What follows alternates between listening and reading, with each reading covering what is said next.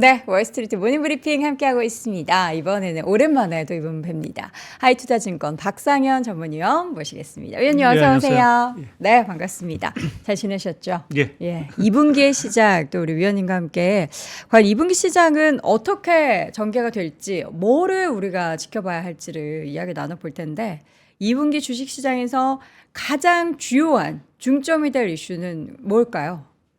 뭐 다들 금리. 생각하시겠지만 뭐 금리 인하가 일단은 인하? 예. 2분기 할까요? 예, 해야죠? 오늘 예, 뭐 ISM 제조업 지수가 서프라이즈가 나오면서 네. 조금 이제 뭐 경기 쪽은 사실은 뭐 금리 인하에 그렇게 큰 시그널을 주지는 좀 못하고 있는 것 같습니다. 근데 그럼에도 불구하고 이제 물가 둔화라든지 뭐 이런 것들을 좀 생각해 보면 좀 연준은 6월 정도의 금리 인하 가능성 자체는 여전히 좀 살아있다라고 저는 좀 생각을 좀 하고 있고요. 지금 뭐 여러분 우리가 경기라든지 뭐 물가 얘기도 좀 하고 있지만 네. 사실은 또 미국이 그 금리가 올라가면 상당히 이제 정부 이자 부담이라든지 이런 것들이 상당히 커지고 있는 부분들이거든요. 그렇죠. 그래서 뭐 그런 것들을 좀 생각해 보면 뭐 금리 인하 가능성은 여전히 좀 있지 않을까 좀 생각을 하고 있고 제가 하나 좀 차트를 좀 보이면서 이제 좀 말씀을 2분기에 우리가 뭘 주목해야 될까라는 말씀을 좀 드리면 네. 먼저 조금 이제 좀 저희가 복기를 해보면 우리가 지난해 한 11월부터 이제 디스인플레이션 그러니까 물가가 둔화가 되면서 금리 인하에 대한 얘기들이 사실은 많이 나왔고 그것이 이제 유동성을 뭐 어떻게 보면 전 세계적으로 좀 살리는 그러한 역할을 좀 했던 것 같습니다. 네. 그 외에 이제 바톤을 타치한 게 이제 아무래도 AI 사이클과 관련된 뭐 매그니피선트 세븐이라든지 이러한 조금 이야기들 자체가 또 중심에 있었고요. 뭐 워낙 또 AI와 관련된 또 반도체와 관련된 뭐 지금 사이클도 계속 되고 있긴 하지만 조금 이제 좀 부담스러운 조금 이제 워낙 가파른 상승을 하다 보니까 이제 또 다른 어떤 주제를 좀 찾는 것 같고 그게 아마 2분기에 좀 금리 인하에 대한 부분들이 아닌가라는 쪽에 좀 생각을 좀 하고 있습니다. 그래서 뭐 어젯밤 이제 미국 증시도 보게 되면 뭐 금리 인하 기대감이 좀 후퇴를 좀 하면서 뭐 네. 다우라든지 S&P는 조금 조정을 좀 받은 것 같은데요. 여하튼 이러한 그 금리 인하 기대감에 따라서 이제 국채금 수익률 자체가 조금 어떻게 좀 뭐 변동성 뭐 이러한 것들은 커질 수 있긴 하지만 기본적으로 2분기에는 여전히 조금 저는 계속 말씀드리지만 금리 인하에 대한 얘기들이 여전히 좀 시장을 주도할 것 같고 그것이 단순하게 뭐 미국의 금리 인하뿐만 아니라 지금 다른 그 주요 국가들의 금리 인하 가능성도 상당히 좀 커지고 있는 것이 아닌가. 우리가 이미 스위스가 금리 했죠. 인하를 했고 멕시코도 금리를 인하를 했고 ECB라든지 영란은행 뭐 스웨덴 이러한 쪽에 중앙은행들 얘기를 보게 되면 뭐 2분기 정도는 금리 인하 가능성을 여전히 내비치고 있는 상황들이고요. 특히 이제 유럽 쪽은 그 미국보다 사실은 경기가 상당히 여전히 좀 부진한 상황들이고 네. 반면에 물가는 뭐 미국에 비해서 상당히 좀 잡혀가는 모습을 보여서 뭐 차트에도 있긴 하지만 좀 주요 12개국의 그 소비자 물가 흐름 자체가 전반적으로 좀 이제 제가 평균해서 그린 건데 전체적으로 좀 둔화가 되고 있습니다. 그래서 뭐 6월 정도 되면 뭐 미국뿐만 아니라 전 세계가 이제 금리 인하 사이클에 좀 들어가는 이러한 모습이 나오지 않을까라는 부분에서 2분기에 있어서의 가장 중요한 금융시장의 뭐 우리가 이야기거리 렐러티브 자체는 여전히 이제 금리 인하가 아닌가라는 쪽에 좀 말씀을 드리겠고요. 또 하나 저희가 이제 2분기에 좀 주목을 해야 되는 게 넌 US 경기의 회복이 아닌가라는 좀 긍정적인 얘기를 좀 Non-US. 예. 그러니까 그동안 사실은 이제 미국 경기는 상당히 좋다는 거 우리가 뭐 다 알고 있는 상황들이고 이제 비미국적 경기 자체가 여전히 좀 부진했던 부분들이 있는데 네. 지금 뭐 미국은 뭐 지금 연착륙 뭐 이거 가능성 뭐 훨씬 커진 상황들이고 과연 이제 넌 US 쪽 경기가 이제 회복을 하겠느냐라는 부분에서 그것이 이제 또 하나의 어떤 모멘텀 또 주식시장의 어떤 보면 업종의 그동안 너무 이제 한쪽에 편중된 업종이 조금 확산될 수 있는 가능성 자체를 좀 시사하는 부분들이기 때문에 넌 US 경기의 어떤 회복 이 부분도 사실은 2분기에 상당히 좀 중요한 부분들인 것 같습니다. 근데 다행스러운 건 뭐 이게 그 경제지표 서프라이즈 지수인데요. 최근에 유로라든지 중국 쪽에 이제 지표 자체가 이제 좀 서프라이즈를 좀 보이고 있는 상황들입니다. 특히 이제 심리 지표라든지 이러한 것들을 중심으로 해서 이제 경제가 좀 살아나는 듯한 모습을 보이고 있다라는 측면에서 보면 미국의 경기 연착륙 플러스 넌-US 경기 회복이라고 하면 결국 이제 뭐 주식시장 입장에서는 달가운 어떤 시나리오가 될 것 같고요. 어제 그 미국의 ISM 제조업 지수 서프라이즈도 나왔지만 뭐 지난 저희가 이제 쉬는 기간 동안 중국도 예, PMI 자체가 좋았죠. 상당히 예, 좋은. 그러니까 그동안 그 글로벌 제조업 경기 자체가 상당히 부진했었습니다. 맞습니다. 예. 근데 그 부분 자체가 살아나기 시작을 했다. 거의 한 1년 6개월 뭐 이 정도의 좀 ISM 같은 경우만에 이제 확장 구매 들어갔고 중국 역시 한 뭐 거의 1년 만에 지금 확장 구매 들어간다라고 보면 그동안 이제 부진했던 제조업 경기가 살아나는 부분의 어떤 신호 자체는 뭐 미국도 좋은 거긴 하지만 우리나라 또 임모진 같은 경우에는 뭐 수치라든지 이러한 것들이 회복 가능성을 사실은 좀 볼 수 있는 부분들이 있어서 조금 다행스러운 부분들이 아닌가. 물론 이제 금리 인하에 대한 얘기들 자체가 뭐 내리니 안 내리니 또 얘기가 있긴 하겠지만 그보다 사실 더 중요한 건 사실은 경기 펀더멘탈인 부분들이고요. 그 펀더멘탈 자체가 뭐 미국뿐만 아니라 나머지 지역도 살아난다라고 하면 2분기 주식시장 자체도 뭐 그렇게 나쁘지 않은 장세 흐름이 나올 수 있는 부분들이 있어서 2분기에 뭐 미국 금리 인하도 중요한 부분들이죠. 말씀드린 대로 non-US 경기 자체가 정말 좀 이제 체력을 회복하느냐라는 부분도 저희가 좀 주목하면서 봐야 될 부분들인 것 같습니다. 주요 포인트는 이제 금리에 대한 인하. 근데 금리 인하도 중요하지만 그 인하의 배경이 뭔지가 굉장히 중요한 것 같아요. 밤사이에도 보면은 그 제조업 경기가 좋아지지 않으니까 경기에 대한 자신감이 내비치는 상황에서 금리 인하가 조금 멀어졌는데 만약에 이게 유럽처럼 인플레이션이 조금 진정돼서 금리 인하를 합니다가 아니라 경기에서 문제가 생겨서 미국이 금리 인하해요 한다면 또 다른 이야기가 그렇죠. 되는 거잖아요. 예. 그러니까 금리 인하 플러스 그 이유는 인플레이션의 안정화가 된다면 추가적으로 2분기 시장에도 긍정적인 영향을 미칠 수가 있겠고 또 non US 그러니까 특히나 이제 중국 또 유럽 쪽에 있어서의 경기가 좋아진다면 추가적으로 2분기에도 시장을 좀 상방적으로 열어둘 수 있다. 예, 예. 네. 주요한 매크로 변수 두 가지를 좀 확인해 보시면 좋을 것 같습니다. 1분기에는 보면은 전체가 다 같이 좀 올라가는 그야말로 이제 에브리띵 랠리가 펼쳐졌다면 과연 이 2분기에는 글로벌 유동성의 흐름이 어디로 흘러갈 것인지를 예측한다면 어디일까요? 여전히 상대적으로 보면 좀 이제 뭐 미국에도 유동성은 여전히 좀 좋을 것 같고요. 네. 그동안 이제 좀 부진했던 쪽도 사실은 이제 유동성 자체가 이제 유입이 되는 그것이 아무래도 이제 이머징 쪽 뭐 이러한 쪽이 좀 되겠죠. 네. 이제 그것을 먼저 설명을 드리기 전에 사실은 이제 전 세계적으로 뭐 제가 2분기 성장의 어떤 또 펀더멘털 회복이라든지 또 이제 유동성 흐름 자체가 이제 뭐 이머징이라든지 또 이러한 제조업 쪽으로 좀 흘러갈 수 있다라는 네. 얘기를 조금 드리는 이 배경에는 요새 드는 생각 자체는 이제 전 세계 정책 기조 자체가 상당히 조금 전환이 되고 있다라는 좀 개인적인 생각을 하고 있습니다. 그 의미는 뭐 화면에 이제 제가 좀 그 뭐 어떤 표를 하나 좀 준비를 했는데 네. 사실 이제 그동안 이제 전 세계적으로 이제 그 얼마 전까지만 그러니까 금리를 올리기 전까지만 해도 우리가 이제 수요를 사실 살리기 위해서 유동성도 풀고 금리도 인하하고 하면서 어떻게 보면 이제 총수요를 이제 자극하는 정책에 사실은 초점이 맞춰왔습니다. 이제 그러한 것이 이제 한계가 온 거죠. 물가도 올라가고 이제 부채도 워낙 많다 보니까 더 이상 이제 총수요 정책을 하기가 어려운 상황들이고 어느 순간가 이제 각국의 정책 자체가 이제 공급 역량을 확대하는 쪽으로.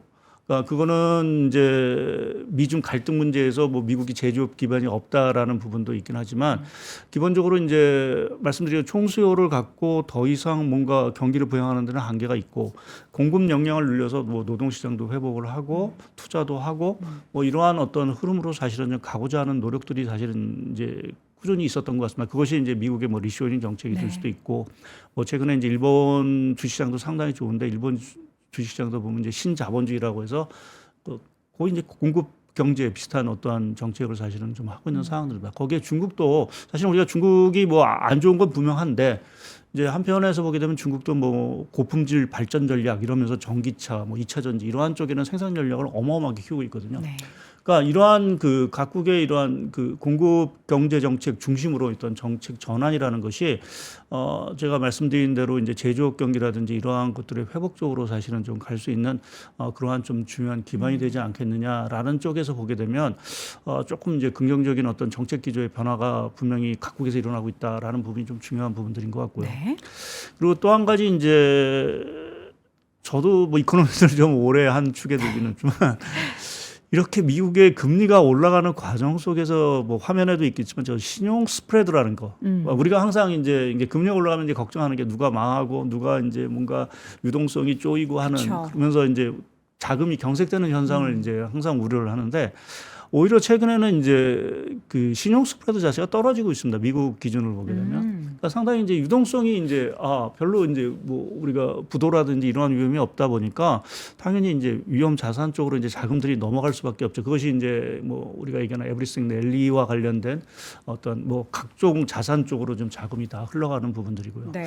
그러니까 2분기에도 그럼 이러한 유동성이 양호한, 그러니까 신용 스프레드 자체가 이렇게 하향 안정화되는 흐름 개체가 계속되겠느냐라는 부분에서 보게 되면 먼저 중요한 경제가 흔들리지 않고 있다라는 부분에서 보게 되면 그 신용 스프레드 자체가 이제 크게 올라갈 요인은 없겠죠. 그래서 이러한 부분이 유동성을 계속 좀 자극할 수 있는 부분들이고 거기에 만약 정말 금리를 인하해 준다. 네. 우리가 6월 달에 금리를 인하해 준다라고 하면 더더욱 신용과 관련된 리스크 자체는 안정을 좀 찾을 수 있는 더더욱 안정을 찾을 수 있고 또 지금 연준이 지금 뭐 조만간 이제 그 양적 긴축 자체의 어떤 규모 자체를 축소하고 하는 이러한 유동성의 긴축 자체도 여전히 조금은 이제 느슨하게 할 가능성이 있다라는 부분에서 보게 되면 우리가 좀 글로벌 유동성 흐름 자체가 여전히 양호할 수 있는 부분들이고요.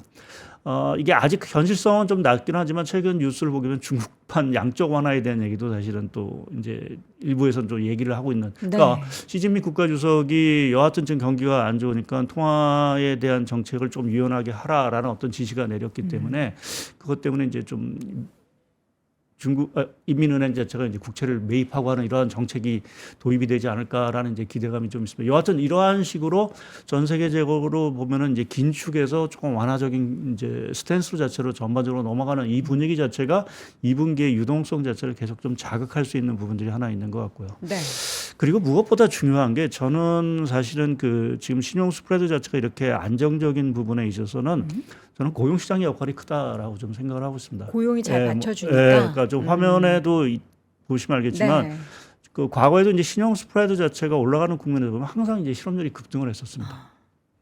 그러니까 아무래도 이제 실업률이 급등한다는 얘기는 이제 기업이 상황이 안 좋다는 얘기죠. 그러니까 그런 해고를 하고 이제 하면서 이제 실업률이 급등을 하는데 최근에는 뭐 미국 실업률이 조금 올라가긴 했지만 전 세계적으로 실업률이 이렇게 안정적인 뭐 국면을 보였던 적이 사실은 이렇게 드문 경우인 것 같습니다. 그래서 그 얘기 자체는 그만큼 기업의 어떤 그 뭐랄까 비즈니스라든가요 뭐 이러한 것들이 여전히 양호한 부분들인 것 같고요. 또 뭐 여기에는 이제 인구 고령화라든지 이제 인구 문제도 사실은 겹들린 부분들이 있긴 하지만 여하튼 이렇게 실업률 자체가 상당히 안정세를 계속 유지할 가능성이 크다.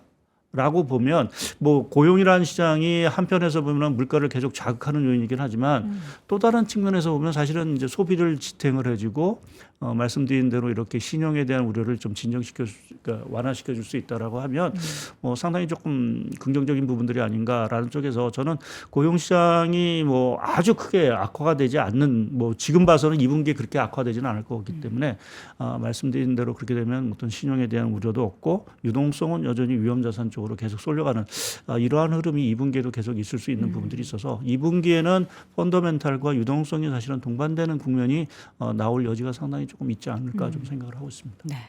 어제 국장은 중국의 그러한 좋아진 제조업 경기에 영향을 좀 긍정적으로 받은 분위기였어요. 근데 앞서서도 이제 중국의 경기도 중요하다라고 말씀하셨는데 다른 글로벌 전체 시장에 미치는 영향, 특히 미국 시장에 미치는 영향 중에 중국이 좀 회복되는 게 좀 크게 영향을 미칠까요?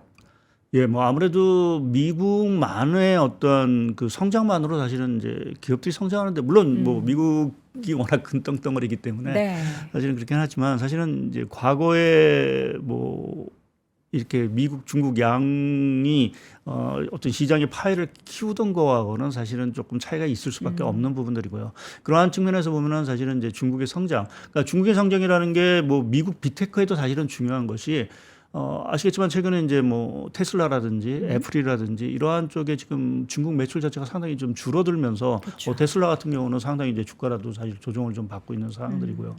이제 그러한 측면에서 보게 되면 중국 시장의 어떤 성장이라는 게 분명히 중요한 부분들이고 뭐 우리나라도 뭐 중국의 어떤 의존도를 낮추고 있긴 하지만 그래도 중국의 성장이라는 게 여전히 좀 절실한 부분들이고 유럽 역시 그러니까 뭐 독일이라든지 이러한 쪽도 중국에 대한 의존도 자체가 수출 의존도가 여전히 높기 때문에 그러한 측면에서 보게 되면 중국의 회복이라는 부분 자체는 뭐 전 세계 경제에 당연히 뭐 긍정적인 영향을 미칠 수밖에 없을 것 같습니다.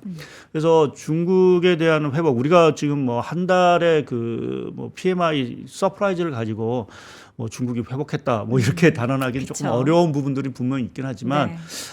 조금 바닥을 탈출하는 신호들은 분명히 나오고 있는 것 같고요. 어저께 또 하는 뉴스 자체는 이제 부동산 가격도 뭐 대도시를 중심으로 해서 조금 회복이 되는 어떤 뉴스가 나오는 정부에서 상황. 조금씩 부동산 좀 풀어주고 있잖아요. 예. 이런 작은 부분들을. 그래서 그 정책적인 효과도 조금 좀 나오고 있는 부분들인 것 같습니다. 그래서 이러한 것들을 좀 생각해 보면 네. 중국이 그래도 바닥은 탈출하는 이러한 뭐 아직 그 회복의 강도에 대해서는 저희가 뭐 그렇게 아직 큰 신뢰를 두기는 어렵지만 그러한 쪽으로 좀 생각을 좀 해야 되는 부분들이 있고요.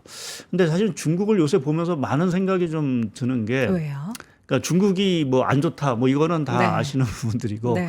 요새 그 중국이 아까 이제 좀 전에 제가 중국도 이제 공급 경제 정책을 한다. 네. 그것이 고품질 발전 전략 뭐 이러한 것들이 핵심이다라고 했는데 거기에 그 핵심 축이 사실은 전기차, 2차 전지, 태양광입니다. 샤오미. 이게 샤오미 뭐 BYD 뭐 이러한 쪽이죠. 네. 이러한 그 쪽의 성장이라는 것이 뭐 중국 자체는 사실은 좋은데 이게 또 다른 과잉이라든지 또는 이제 제가 요새 이러한 얘기인데 2차 차이나 쇼크를 사실은 또 전 세계적으로 우리나라 포함해서 줄 수도 있지 않겠느냐라는. 중국이 공급을 대량으로 하게 되면은 예.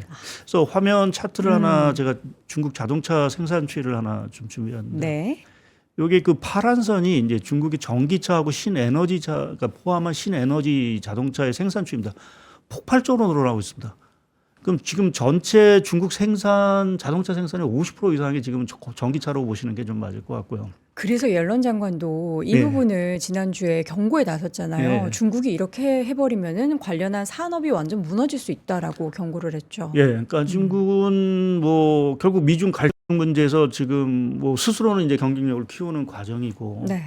뭐 그걸 갖고 뭐라고 하기는 어렵지만 너무 이게 너무 급속하게 이제 투자를 하고 생산 능력을 늘린다는 거는 당연히 뭐 관련 업종에는 상당히 피해를 줄 수밖에 없는 부분들이고요. 그렇죠. 예, 뉴스를 많이 보셨을 겁니다. 지금 BYD 전기차가 가격이 뭐 1,300만 원대 또 지금 새로 출시된 시걸이라는 자동차는 전기차인데 1,300만 원대로 이제 출시를 한다라고 합니다. 거의 만 불대 지금 자동차가 나오는 전기차가 나오는 거거든요. 이게 중국의 전략일까요? 미국이 중국을 압박하는데 중국은 할 수 있는 게 이렇게 저가 전략으로 해서 산업을 완전 무너뜨리겠다. 아마 그럴 수도 있을 것 같습니다. 그러니까 중국은 그러한 정도로 여전히 지금 뭘까요? 뭐 약간의 뭐 희생일 수도 있고 여전히 뭐 이제 그 임금이라든지 이러한 쪽에서는 경쟁력을 분명히 갖고 있는 부분들이 그쵸. 있고요. 또 뭐 원자재라든지 뭐 관련 이제 그 리튬이라든지 이러한 문제도 여전히 좀 많고 어떤 기술이란 부분 자체가 우리가 중국에 대한 기술 자체를 뭐 정확히는 알 수는 없긴 하지만 상당히 기술 발전도 사실은 있다라고 좀 봐야 될 것 같습니다. 네. 이것을 단순히 뭐 앞으로 이제 이게 내구성이라든지 안에 어떤 뭐 실내라든지 이런 것들을 봐야 되긴 하겠지만 그래도 만 불대의 자동차가 나온다라고 생각해 보면 그것이 뭐 선진국에서 잘 안 팔릴 수는 있을지 몰라도 뭐 예를 들어서 이모진 국가, 예를 들어서 중남미라든지 아프리카라든지 이러한 또 아세아 쪽에서의 어떤 점유율 자체는 급격하게 늘어날 수 있는 가능성이 상당히 크거든요. 그렇죠. 이제 그렇게 보면 중국은 이러한 부분으로 성장을 할 수는 있긴 하겠지만 이것이 미칠 정말 부정적인 여파 자체는 또 다른 아까 앨런 장관을 얘기를 하셨지만 결국 뭐 테슬라라든지 이러한 쪽의 어떤 흐름 자체가 당연히 안 좋을 수밖에 없는 부분들이고요. 네. 최근 뭐 테슬라 주가 다 안 좋으신다는 거 다 아시는 부분들인데 제가 그 테슬라 주가하고 중국의 BYD 주가를 좀 같이 이제 2013년 초를 해서 비교를 했습니다. 저게 딱 보면은 이제 테슬라 같아요. 테슬라 주가는 계속 떨어지고 있고 어. BYD하고 이제 CATL 주가 네네. 자체는 계속 올라가는 이 흐름 자체는 시장도 알고 있는 거죠. 너무 그러니까 데칼코마니 같은데요. 네. 그러니까 테슬라의 어떤 이러한 그 경쟁력 약화 자체가 중국의 네. 이러한 부상과 사실은 맞물려 있다라는 부분에서 보게 되면 미국 입장에서 상당히 좀 부담스러운 부분들이고요. 그렇죠. 이게 또 우리나라 입장에서도 그렇게 달가오니까 지금 BYD 같은 경우 올해 연내 우리나라 출시를 사실 목표를 좀 하고 있면서 이제 뭐 이렇게 지점 설치라든지 이런 것들을 들어오면 안 되는데. 하고 있고 뭐 지금 우리가 경험하고 테무 알리가 이미 우리 시장을 거의 뭐 공습하다시 이제 내수 시장을 이제 아니 그 때문에 참, 예. 통관이 난리가 났다잖아요. 이러한 중국의 어떤 성장이라는 게 그래서 그러니까 이게 뭔가 이게 중국이 살아나고 있는 부분은 상당히 좀 긍정적인데 네. 또 한편에서 이 중국이 너무 과도하게 이렇게 늘어나는 부분에 있어서는 뭔가 또 다른 이제 차이나 쇼크, 과잉 뭐 이러한 것들을 유발시키지 않을까라는 쪽에서 또 다른 측면에서는 조금 이제 요새 그래서 조금 복잡한 생각이 좀 든다라는 쪽의 말씀을 좀 제가 먼저 드렸던 겁니다. 이게 정말 이제 극단적으로 치닫게 되면 이제 물량 공세를 통해서 네. 중국이 타 국가에 뭐 특히나 미국을 겨냥하겠지만 그 산업을 무너뜨리고 그러니까 우리만 죽을 수 없다. 같이 그렇죠. 죽자 뭔가 그런 전략인 것 같아가지고 부디 이것을 뭔가 이제 좀 제어를 하고 막을 수 있는 그런 부분들이 있어야 되는데 그렇다고 이제 완전 수출을 막아버릴 수도 없는 거고. 예, 뭐 관세라든지 이런 걸 올려서 뭐 막는다는 건 사실 한계가 있는 부분들인 것 같고요. 결국 이 부분도 사실은 어떻게 보면 한편에서 보면 기술 경쟁력의 어떤 뭐 여하튼 만불대 차를 만들어내는 거니까 그렇죠. 그러한 어떤 기술 경쟁에서 미국과 중국과의 이러한 경쟁이 상당히 좀 가속화되고 있다라는 쪽으로 사실은 저희가 좀 그러니까 중국이 항상 밀리고만 있는 상황들은 아니다. 그러니까 우리가 좀 반도체라든지 이런 것들도 뭐 잘 뚜껑을 열어보면 중국이 어느 정도 이제 발전을 했는지 모르죠. 이러한 부분도 이제 어느 순간에 이제 중국이 딱 뭔가를 내놨을 때 네. 이게 우리한테 또 다른 위협이 될 수도 있는 그러한 상황이 전개될 수 있는 가능성은 여전히 참 잠재 있어서 네. 중국이라는 부분 자체를 우리가 단순히 뭐 경기가 안 좋고 뭐 뒤풀에 간다 뭐 이러한 쪽에서만 좀 바라볼 것이 아니라 중국의 어떤 성장이라는 부분에 대해서도 저희가 조금 계속 좀 경계를 좀 해야 되는 부분들이 좀 있을 것 같습니다. 왜냐면 중국에서 주요 기업들의 뚜껑을 열어보면은 우리나라 뭐 삼성의 고위급 예. 임사가 가 있고 뭐 미국에 누가 가 있고 그러니까 거기는 물량 공세하는 것처럼 이제 똑같이 많은 돈을 투입해서 그런 주요 인물들을 영입을 해서 이게 정말 지금 당장은 안 보일 수도 있어도 향후 뭐 몇 년 안에 어떻게 변화할지 모르기 때문에 우리가 항상 긴장을 안 할 수가 없을 것 같습니다. 중국 경기가 꺾이는 것도 문제인데 중국이 이렇게 갑자기 어딘가에서 불쑥 튀어나와서 모든 산업을 다 점령해 버리는 것도 문제네요. 그렇죠. 더구나 우리하고 사실은 이제 경합 관계가 있는 산업이 사실은 중국이 중점적으로 육성을 하고 있다라는 네. 부분도 사실은 부담스러운 부분들이 물론 현대차라든지 이러한 쪽이 뭐 잘 하고 있긴 하지만 이제 상황이라는 게 항상 이제 돌변할 수 있는 부분들이고 특히 이제 2차 전지의 이러한 부분 자체는 너무나 이제 물량 공세 뭐 이러한 것들이 나오다 보니까 네. 사실은 우리 입장에서는 상당히 좀 부담스러울 수밖에 없는 부분들인 것 같습니다. 자, 2분기 얘기를 지금 계속하고 있는데 2분기에도 어떻게 M7 이제는 어저께 보니까 월스트리트 저널에서는 펫4를 집중해야 된다라고 하는데 주도하는 종목군은 뭐가 될까요? 예, 뭐 저는 중장기적으로 계속해서 이제 빅테크, 뭐 하이테크 산업이 계속 주도는 좀 할 거로 네. 보고 있습니다. 제가 뭐 하나 좀 또 미국 네. 차트 하나 좀 볼까요? 보여드리는데요. 예, 요 파란 이 회색 선은 중국의 미국의 제조업 생산 지수고요. 요 네. 파란색이 미국의 하이테크 업종 생산 지수입니다. 확연히 차이가 나죠. 그러네요. 그러니까 이 하이테크 업종인 자체가 여전히 생산이라든지 모멘텀 자체가 여전히 강하다라는 부분에서 저희가 뭐 여전히 이 부분에 있어서 또 이 부분이 계속 뭐 성장을 드라이브할 수밖에 없는 부분들이고 아까 네. 뭐 중국도 말씀을 드렸지만 중국도 결국 하이테크인 부분들이고요. 그래서 이 어떤 전반적인 트렌드 자체가 뭔가 뒤집히고 할 가능성은 이제 크지는 않은 사항들인데 분명히 이제 옥석 가리기는 분명히 있었겠죠. 우리가 뭐 매그니피션트 세븐을 맨저인 팡, 뭐 비긴 세븐트, 뭐 AI5 말씀하신 펫4 이러한 얘기들을 자꾸만 이제 종목이 뭐 늘어나는 건 않고 자꾸만 이게 줄어드는 듯한 모습을 보이는 부분 자체는 이제 그만큼 이제 거기서 살아나는 기업과 안 살아나는 못 살아나는 기업이 이제 나눠지는 부분들인 것 같고요. 그러한 옥석 가리기 자체는 분명히 있을 수 있다. 그러니까 또 우리가 알지 못하는 쪽에서 또 새로운 기술이 생기면서 또 기업들이 또 태어날 테니까요. 네. 이제 그러한 부분의 어떤 작업들 자체는 계속 있을 수 있는 부분들인데 하나 오늘 이제 좀 아까 뭐 non-US 경기도 이제 회복을 말씀을 드렸지만 제가 그 러셀 2000 S&P 500하고 러셀 2000 지수의 그 상대 강도를 이제 조금 그려왔는데 이제 더 이상 이제 추가적인 어떤 하락보다는 이제 횡보 내지는 러셀 2000 지수 자체가 조금은 상대적으로 조금 이제 회복이 되는 모습들을 좀 보이고 있습니다. 그러니까 그 얘기 자체는 전반적으로 좀 분위기 자체가 확산, 그러니까 그 주가 상승 종목 자체가 조금 확산된다라고 좀 봐야 될 것 같고요. 그동안 이제 우리가 뭐 AI 했는데 그 부분에서 중심에서 조금 이제 제조업이라든지 이런 것들이 살아난다라고 하면 조금 다른 업종으로 좀 확산될 수 있는 가능성이 있지 않겠느냐. 아까 중국이라든지 또 유럽도 이제 제조업이라든지 이런 것들이 회복이 될 경우에는 네. 당연히 뭐 꼭 우리가 뭐 반도체 뭐 AI만 뭐 수출을 하고 생산을 하는 건 아닐 테니까요. 그쵸. 이제 그러한 부분에서는 조금 다른 쪽으로서의 어떤 매기 뭐 매수 자체의 열기 자체가 조금 퍼질 수 있는 부분에 있어서는 조금은 그 우리가 지난해 말 연초와 같은 AI 주도 장세보다는 조금 색깔이 좀 달라질 수 있는 가능성은 조금 보여지고 있다라고 좀 말씀을 좀 드릴 수 있을 것 같습니다. 네. 2분기에 가장 좀 우려되는 부분들은 뭐가 있을까요? 뭐 금리 인하 사이클이 좀 후퇴한다라는 게 가장 결국엔 이제 기대되는 부분이기도 하지만 반대로 그게 우려되는 하는 부분이다. 거지만 요새 그 가장 이제 좀 눈에 들어오는 게 유가하고 금 가격입니다. 사실 저는. 계속 너무 예. 금 가격이 일단 올라가는 부분은 사실 뭐 금이 여러 가지 성격을 갖고 있어서 이게 네. 뭐 안전자산 수요도 있고 위험자산 수요도 있고 또 이제 뭐 인프레 해지 수단 뭐 이러한 다양한 뭐 것들이 있어서 뭐 금 가격의 상승 하나만 보고 우리가 위험이 있다 없다를 얘기하기는 어렵지만 다소는 좀 과도하게 그러니까 자산 가격이 좀 과도하게 올라간다는 측면 올해만 거의 한 10% 정도 작년에 한 13% 올랐는데 벌써 지금 3월까지 한 10% 올랐으니까 작년 상승분을 거의 올라가는 거죠. 그러니까 조금 이 자산 가격 자체가 속도 자체가 올라가는 폭이 뭐 아무리 뭐 유동성이 좋고 우리가 뭐 금리 인하 기대감이 있다 하더라도 조금은 좀 이제 너무 속도가 빠르다라는 부분이 하나 있는 것 같고요. 또 하나 유가입니다. 그러니까 뭐 우리가 뭐 계속 우리가 금리 인하 얘기를 하지만 그거를 결국 그 장에 아까 우리가 태클을 걸 수 있는 거는 결국 물가인 거고요. 네. 그 물가를 자극할 수 있는 거는 뭐 가장 우리가 눈에 띄는 건 유가가.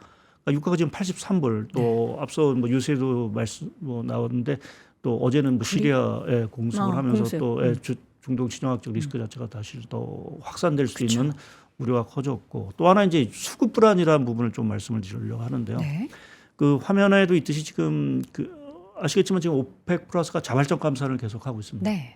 그래서 지금 뭐 사우디도 감산을 하고 오펙도 지금 생산량 자체가 전반적으로 좀 줄고 있어서 지금 뭐 제조업 경기 살아난다 뭐 이런 얘기를 하고 또 중국이 좀 살아난다라고 하면 당연히 원자재 수요 늘어날 거고요. 그렇죠. 그러면 이제 공급 자체는 뭐 기본적으로 부족한 상황에서 제한이 돼 있고. 수요가 늘어난다라고는 당연히 유가를 자극할 수 있는 요인들이어서 이 부분이 하나 조금 불안한 부분들이 있고요.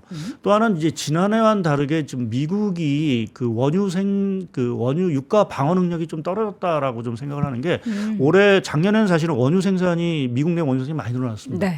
근데 올해는 조금 이게 정체 상태에 거의 머물러 있는 상황들이고 지금 미국 에너지청의 전망에 따르면 올해는 사실은 미국 내 원유 생산이 그렇게 늘어나지 않는다라는 어떤 전망이 나오고 있습니다. 거기에 이제 지난해 같은 경우는 이제 전략 비축을 계속 방출했는데 올해는 지난해 말부터 계속 사고 있습니다. 그러니까 미국의 전략 비축률도 그동안 이제 유가 안정에 상당히 기여를 했는데 이제는 미국마저도 전략 비축률을 다시 재구축하기 위해서 그것을 뭐 많은 양은 아니지만 계속 사고 있다. 그러니까 생산은 늘지 않는데 수요는 이곳저곳에서 늘어날 수 있는 기미들이 사실은 좀 보이고 있다. 거기에 지정학적 리스크라는 부분 이러한 것들이 계속 불거진다라고 하면 유가는 뭐 당연히 상승할 수밖에 없고요. 이제 그렇게 보면 계속 물가를 좀 자극할 수도 있는 리스크가 2분기에 조금 나타날 수도 있지 않겠느냐. 그것은 이제 6월달 미 연준의 금리 인하를 후퇴시킬 수 있는 요인으로 물론 이제 연준이 유가 하나 뭐 거기에 따른 물가만 가지고 뭐 판단을 하지는 않겠지만 그래도 헤드라인 자체가 흔들리게 되면 연준의 입장에서도 서둘러서 뭐 금리를 내려야 된다. 각도이나 경기도 뭐 탄탄한데 뭐 이러한 생각이 좀 들 수 있어서 네.